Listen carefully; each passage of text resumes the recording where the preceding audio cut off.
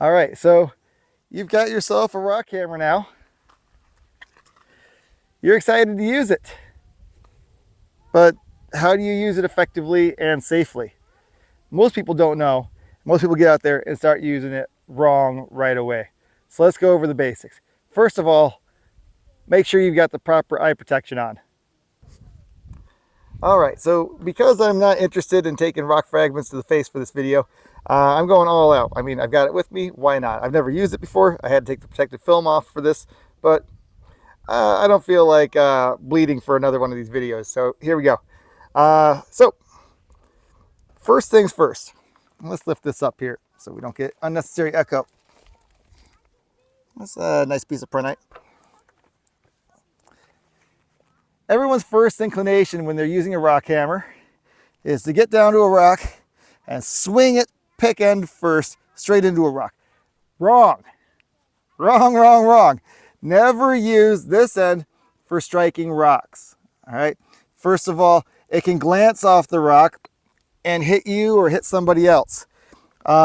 It creates a lot more force in a small area, creates much more violent chips that come out, and it's much less effective for cracking the rock. This is the end you use for smashing rocks. This you use for digging, for prying rocks. If there's a crack in the rock, you might use another hammer to tap it into the crack. But yeah, you will almost never use the actual pick end. You will use the blunt end all the time.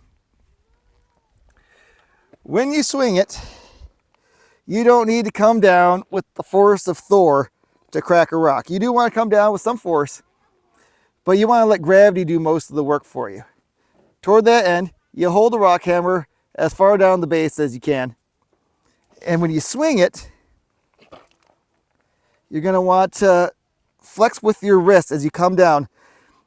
Use the full rotational momentum there and gravity to really do a lot of the work for you. Let's see how many cracks it takes to crack this one. This is a pretty big one. Let me see, how big is this? This is impractical? I don't know, let's give it a shot. Or you know what, let's try a smaller one. We'll use a crack hammer on that one. We'll do this guy right here. Face guard down. I picked my spot. I'm gonna pick a location right in the center here. The center is generally the best place to crack a rock. Also, I should point out that cracking a flat rock is much easier than cracking a very rounded boulder. The force will shoot through the rock to the other side and crack it to pieces. Whereas if it's a large three-dimensional boulder, then it's probably going to take a lot of wax to do anything with it. All right, so I will put this right here. Hopefully the camera's good view. I'm going to strike it right here. Rock hammer up, not coming down with a crazy amount of force, and using my wrist and with a swinging motion like so. Well, there we go. That broke into like 6 pieces. And now you can look inside and see if it was worth cracking or not. If I had hit it with that end, odds are it wouldn't have broken and the whole rock hammer might have just skipped right off of it and struck myself in the leg or something else. It's very hazardous to use that pick end. Let's try another piece here. Let's try a much thicker piece. This one will be a lot harder. I'm going to find a flat surface. Oh, but you see this? It's already got cracks in it, so this one will not be hard. This one will probably just require a couple of gentle taps. And there you go. We use those cracks to crack it easily. Let's see here. It's got a few more cracks in there. Let's see what we can do here. There you go. So you can see that I'm not having to wail on this thing to get it to break. Here's a bigger rock, a little bit flattish, but I don't see any existing cracks in it. Let's see what this one takes. There you go. So not that much. Now different rocks will break differently. If you're working on an ironstone, you might be hammering on that thing all day long to get it to do anything. Look at this big boulder here. This is not your friend for cracking. For this one, I would look for a place where there are any existing cracks maybe, and try to exploit those to make my job easier. But I'm betting this guy will not be quite so quick to crack as the others.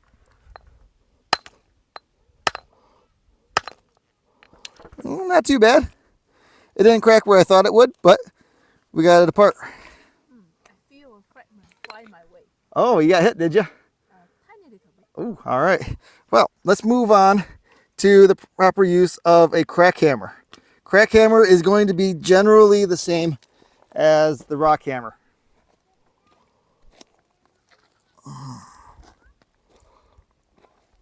This one will produce even more dangerous fragments because of the amount of force involved. But it's the same general rule. I mean, there's no wrong end to hit with this. Well, I mean, there is. You don't hit like that, but there's no pick end to worry about. But you use the same general motion. You don't have to come down with the force of, a Greek god. You don't have to be Vulcan in his workshop to crack this open. But you're going to bring it down. You're going to use gravity, rotational motion, loose wrist, flipping it down.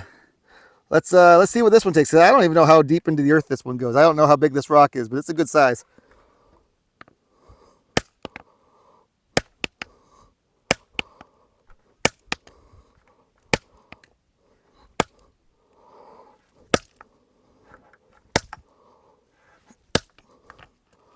So you can see we're doing some damage to it. If we had been doing this with a regular rock hammer, there wouldn't have been any damage to it at all. This is an I mean business hammer here. There we go.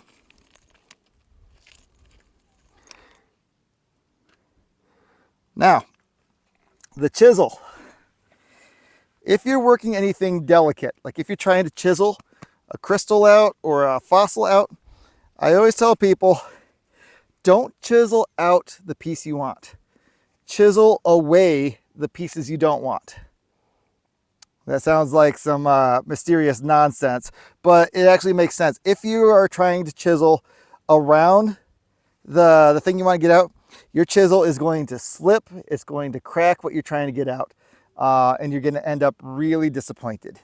All right, you are not one of these Renaissance era sculptors who could work magic with their chisels. All right, you're just out here, you're hammering away. So work away, well away from the part you want to get out. If you got a fossil that is in a rock like so, and you want to get that one out, don't chisel right around there to get the fossil out. Move away from it and chisel off parts of the block, and then just be happy with what you got. So if we use this same rock here to chisel on here, I'm going to try to find an existing crack to work. If there are no cracks already, it is really hard to use a chisel. But if there are already cracks, you can help propagate the force through those cracks and get the rock apart pretty effectively.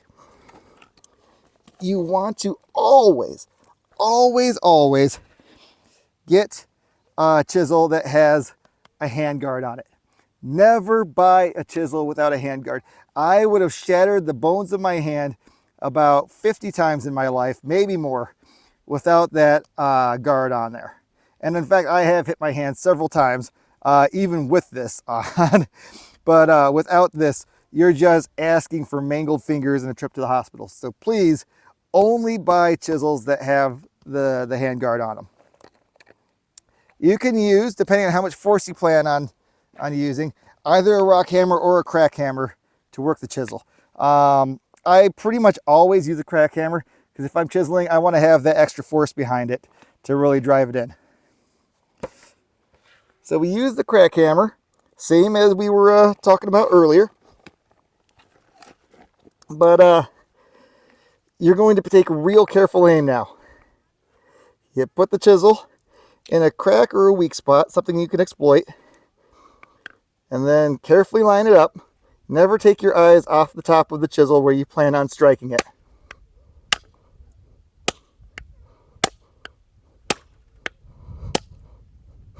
I can feel those fragments hit myself in the arm.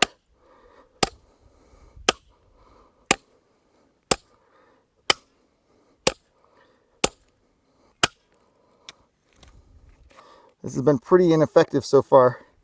Let me work it at a different angle here.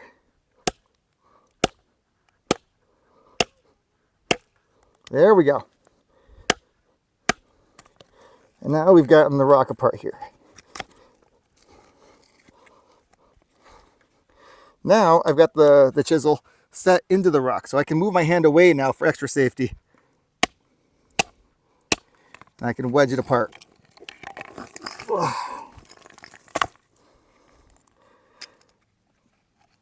There you have it. I hope that kind of explains the proper use of these tools, how to use them effectively, how to use them safely. It takes a lot of practice to get good at it.